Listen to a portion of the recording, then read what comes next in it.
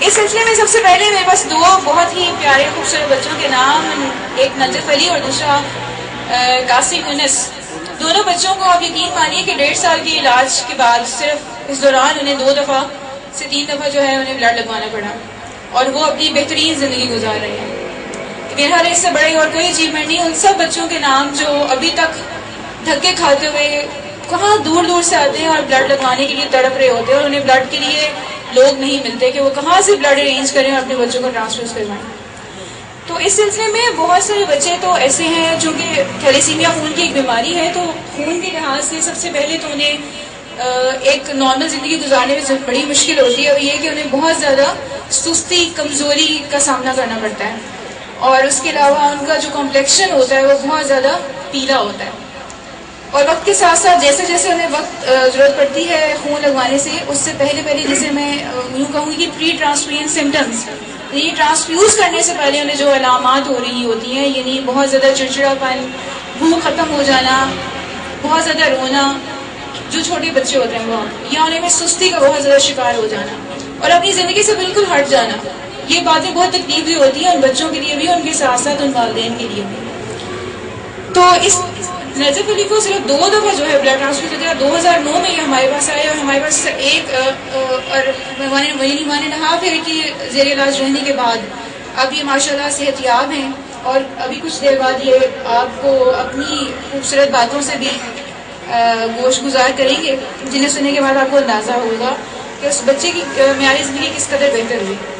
جب وہ ہمارے پاس آئے تھے تو ان کے پاس جو جسے کہتے ہیں کہ بہت امپورٹنٹ ٹیسٹ ہوتا ہے تھیلیسیمیا کے لیے،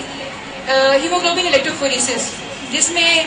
بچوں کی جو ہیموگلوبن ہے وہ بہت زیادہ ہوتی ہے، جبکہ ان میں بڑوں والی زیادہ ہونی چاہیے. اور یہی سب سے مین وجہ ہوتی ہے کہ ان میں وہ خون جو ہے آہستہ آہستہ اکٹھا ہونا شروع ہو جاتا ہے، اور وہ خون ان کے اعضاء میں، آرگنز میں، جیسے تلی کا بھر جانا،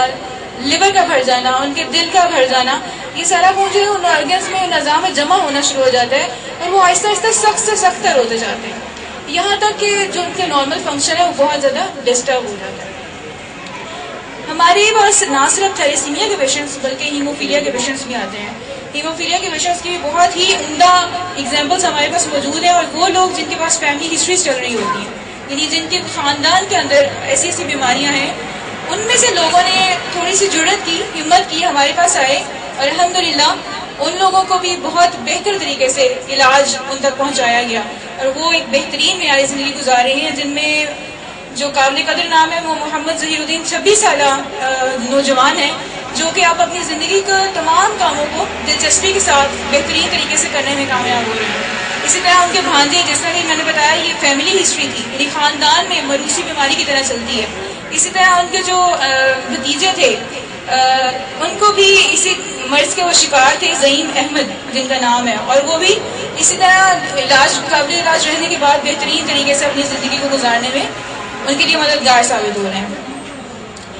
اور اس کے بعد جیسے میں نے کہا کہ قاسم یونس نجف علی کی طرح ہی انہیں بہت کم دفعہ بلڈ ٹرانسفیوز کرنا پڑا. یہاں پر بہت سارے والدین بیٹھے ہیں جو شاید پریشان ہیں کہ ہمارے بچوں کو بعض اوقات جب انہیں بخار ہو جاتا ہے، بخار کی وجہ سے ایک دم ہی ان کی جو ہیموگلوبن ہے وہ بہت کم ہو جاتی ہے، انہیں بلڈ ٹرانسفیوز کروانا پڑتا ہے. تو وہ لوگوں کے لیے خوشخبری کی بات میں یہ کہوں گی کہ وہ لوگ پریشان نہ ہوں، بلکہ ہمت نہ ہاریں، اپنی ہمتوں کو اکٹھا کر کے تھوڑا سا ہمارے ساتھ لگ کے ہمارے ساتھ تعاون کریں ان بچوں تک ٹریٹمنٹ علاج پہنچانے میں. تو انشاءاللہ عز و جل کچھ عرصے کی بات ہے کہ وہ لوگ جو کسی قدر ناگوار ہیں، خفا ہیں، انشاءاللہ وہ بھی ایک دن انہیں بھی یہ جان جائیں گے کہ اس سے زیادہ بہتر ٹریٹمنٹ ہو رہے ہیں اس وقت پاکستان کے اندر بھی کہیں سے میسر نہیں ہوگا. اس سے بڑی اور کیا بات ہو سکتی ہے. اسی طرح ہمارے پاس گجرانوالہ سے 3 بچیاں آتی ہیں. آپ سوچیں کہ 3 بیٹیاں اور 1 بیٹا ہے ان والدین کا، تینوں بیٹیاں ہی تھیلیسیمیا پیشنٹ. تو کیا ماجرا ہوگا یا کیا ان کے لیے ایک الگ ہوگا کہ تینوں کی تینوں بیٹیاں جو ہیں وہ اس بیماری میں مبتلا ہیں اور تینوں کو ہی انہیں بلڈ ٹرانسفیوز کروانا پڑتا ہے. لیکن الحمدللہ عز و جل یہاں پر قابل علاج، یعنی تقریباً 9 سے 10 ماہ کے علاج کے بعد ایک بیٹی کو جو سے 10 سے 15 دن کے بعد ان کو خون لگوانا پڑتا تھا وہ 1.5 ماہ کے بعد، ایک بچی کو 2 ماہ کے بعد، اور ایک بچی کو 3 ماہ کے بعد خون لگوانا پڑتا ہے. اور آہستہ آہستہ اس خون لگوانے کا جو وقفہ ہے وہ بڑھتا ہی چلا جائے گا. اور انشاءاللہ ایک دن آئے گا کہ جب انہیں خون لگوانے کی ضرورت نہیں پڑے گی۔ اس طرح ان بچوں میں اور دوسری بہت ساری بیماریوں کے ساتھ جیسے میں نے بولا کہ الٹرا ساؤنڈ میں ان کی تیلی بڑھ جاتی ہے، ان کا جگر بڑھ جاتا ہے، تو یہ ساری باتیں بھی ان کے ساتھ ساتھ چلتی ہیں۔ لیکن کہتے ہیں نا اپس اینڈ ڈاؤنس، اونچ نیچ تو آتی رہتی ہے۔ ان سب باتوں کو جو بھی تکلیف درمیان میں آتی ہیں ان کو ڈاکٹر یاسین صاحب اتنے خوبصورت طریقے سے ٹیکل کرتے ہیں کہ وہ سب چیزیں جو ہیں آہستہ آہستہ وقت کے ساتھ مان پڑ جاتی ہیں، اور ہماری جو ٹارگٹ پوائنٹ ہے، جو ہدف ہے ہمارا، یعنی تھیلیسیمیا کو ختم کرنا، ہم اس کے قریب سے قریب تر ہونے میں پہنچ جاتے ہیں، اور بہت سے پیشنٹ جو ہیں وہ اس سے فیضیاب بھی ہو چکے ہیں۔ اسی طرح ہمارے پاس ان تینوں بچیوں کا نام ہے، آپ کو بتا دوں، ایک تحریم فاطمہ، نور فاطمہ اور ایمان فاطمہ، جو کہ گجرانوالہ سے ہمارے پاس علاج کروانے کی آتی ہے۔ اور اب یہ بھی میں ایک بات آپ کے گوش گزار کر دوں کہ یہاں پر بہت دور دور سے لوگ آتے ہیں، اور اس امید پر کہ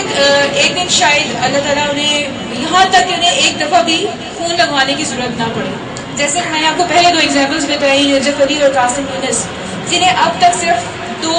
دفعہ جو ہے وہ بلڈ ٹرانسفیوز کرنا پڑا۔ اسی طرح ایک اور بچی جو بہت ہی امپورٹنٹ پلیٹلیٹ فنکشن ڈس آرڈر کے ساتھ ہمارے پاس آئی، وہ کاڑا سے۔ آپ سوچیے کہ اس بچی کو 1 سال ہو چکا تھا کہ اس کے دانتوں سے بہت زیادہ خون بہتا تھا، لیکن الحمدللہ جب سے وہ یہاں پر آئی ہے اور اس نے علاج کروانا شروع کیا ہے، اس کے دانتوں سے خون رسنا بند ہو چکا ہے، اور اس کے بھی معیار زندگی بہترین طریقے سے زندگی گزارنے میں وہ کامیاب ہو رہی ہے۔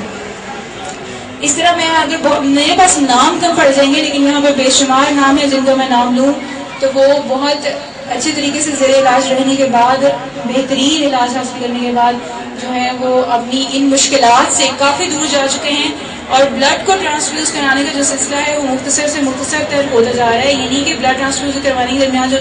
وقفہ ہوتا ہے، ڈیوریشن ہوتا ہے، وہ بہت بڑھتا جاتا ہے، اور یہاں تک کہ ایک دن انہیں بالکل بھی بلڈ ٹرانسفیوز نہیں کرنا پڑے گا۔ تو میں امید کرتی ہوں کہ ان بہت ساری ایگزامپلس کے ساتھ ساتھ اور بہت سارے بچے جو اس وقت پاکستان کے اندر جن کو ضرورت ہے علاج کی، وہ ان کو دیکھتے ہوئے ضرور یہاں تک پہنچ پائیں گے۔ اور آخر میں آپ کو یہ بتا دوں کہ یہاں گرمی ہو سردی ہو، اس کیمپ میں، اس جگہ میں صرف 2 بندوں کی کاوش سے یہ کیمپ چلنا شروع ہوا، اور جو کچھ بھی اس میں انویسٹمنٹ ہوتی تھی وہ سب کی سب جو ہے ڈاکٹر یاسین صاحب خود سے فرماتے تھے۔ کسی کا بھی کوئی ساتھ اویلیبل نہیں تھا جب یہ تحریک شروع کی گئی، لیکن اب تک یہ اللہ کا شکر ہے کہ اس کو مینٹین کیا جا رہا ہے، اور اس کو برقرار رکھتے ہوئے 1 سال کمپلیٹ ہوا ہے۔ جہاں تک ہم نے اپنے حصے کی شمع روشن کی ہے، ہم آپ لوگوں سے بھی یہی امید کرتے ہیں کہ آپ بھی اپنے اپنے حصے کا ساتھ تعاون اس میں شامل کرتے ہوئے مورل سپورٹ کے ساتھ، فائنینشیل سپورٹ کے ساتھ ہمارے اس ہدف کو پایہ تک مل تک پہنچنے میں ہمارے مددگار ہوں گے،